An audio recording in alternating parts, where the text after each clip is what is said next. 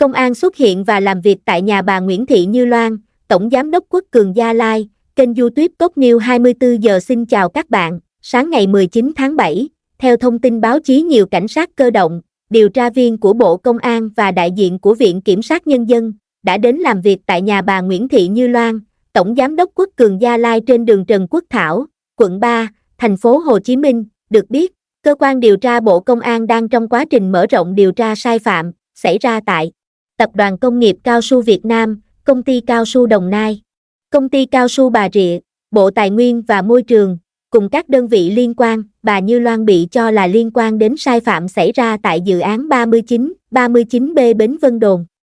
Khu đất này có nguồn gốc thuộc sở hữu nhà nước, do Tập đoàn Công nghiệp Cao su Việt Nam, Công ty Cao su Bà Rịa, Cao su Đồng Nai quản lý. Tuy nhiên, đến ngày 30 tháng 5, Công ty Cổ phần Quốc Cường Gia Lai khẳng định đã nhận chuyển nhượng toàn bộ vốn từ chủ đầu tư dự án 39B Bến Vân Đồn với giá hơn 464 tỷ đồng đúng quy định. Theo ghi nhận, xung quanh khu vực nhà bà Như Loan cũng như ở cổng sau căn biệt thự, có nhiều xe ô tô biển số xanh của Bộ Công an án ngữ. Phía bên trong căn biệt thự có nhiều cảnh sát cơ động, điều tra viên, kiểm sát viên vào bên trong làm việc. Trước đó, sáng ngày 30 tháng 6, Quốc Cường Gia Lai đã tổ chức Đại hội cổ đông thường niên năm 2024.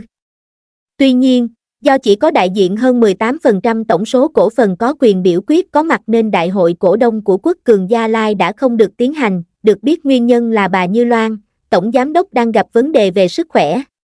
Hiện bà Như Loan đang sở hữu hơn 37% vốn Quốc Cường Gia Lai. Ngoài sự vắng mặt của bà Loan, cổ đông lớn nắm 14,3% vốn của Quốc Cường Gia Lai là bà Huyền My, con gái bà Như Loan, cũng không xuất hiện. Cho đến tận 12 giờ trưa, lực lượng chức năng vẫn đang tích cực làm việc bên trong căn biệt thự của bà Như Loan.